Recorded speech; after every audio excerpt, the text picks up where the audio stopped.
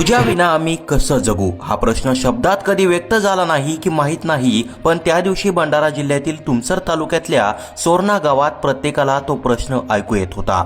हवेत एक विचित्र शांतता होती. घराबाहेर बसलेले गावकरी नुसते एकमेकांकडे पाहत होते.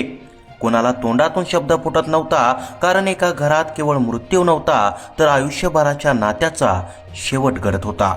सोरणा एक साधं शांत गाव, मातीचा सुगंध, अंगणवाडीतली तुळस, ओसरीवर ठेवलेली खुर्ची आणि त्या खुर्चीवर बसलेले लकाराम सीताराम शहारे.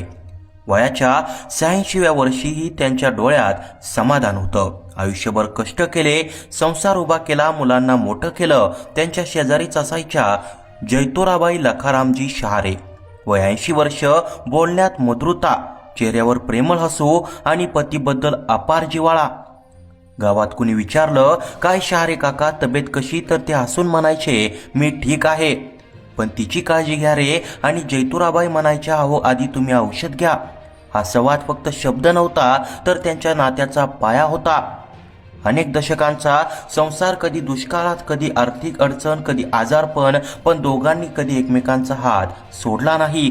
लग्नाच्या वेळी घेतलेली साथ शेवटपर्यंत निभावली. गावात त्यांना पाहून तरुण पिढी म्हणायची, असं नातं असावं. मात्र काळ कोणासाठी थांबत नाही. काही दिवसांपासून लकाराम शहारे यांची तब्येत ढासळली होती. वय परत्वे आलेला अशक्तपणा, थकवा आणि मनाने ते अजूनही खंबीर होते. त्या दिवशी सकाळी घरात नेहमीसारखीच हालचाल होती, पण दुपारपर्यंत अचानक परिस्थिती बदलली. लकाराम शहारे यांनी अचानक अखेरचा श्वास घेतला. घरात एकच आक्रोश उसळला. मुलं, नातवंड शेजारी धावत आले. काका गेले ही बातमी वाऱ्यासारखी गावात पसरली. सोरणा गाव शोकसागरात बुडालं. पण सर्वात मोठा धक्का बसला तो जैतुराबाईंना.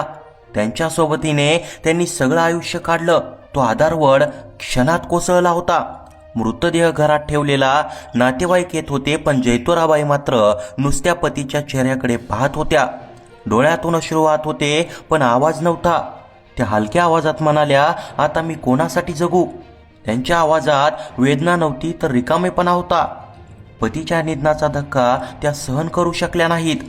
आठवणींचा पूर, आयुष्यभराच्या सहवासाचं ओझं आणि अचानक आलेला विरह. अवघ्या 8 तासात परिस्थितीने आणखी एक धक्का दिला. जैतुराबाईंनीही प्राण सोडले. घरात एकाच दिवशी 2 मृतदेह, एकाच दिवसात संसार संपला. मुलं सुन्न झाली.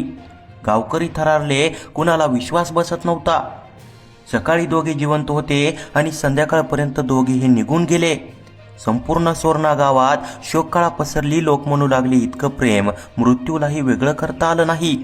अंत्यसंस्काराची वेळ जवळ येत होती. प्रश्न होता, आता काय करायचं. वेगवेगळे अंत्यविधी करायचे का. पण गावकऱ्यांच्या मनात एकच भावना होती, जसं त्यांनी आयुष्यभर साथ दिली तसा शेवटचा प्रवासही एकत्र व्हावा.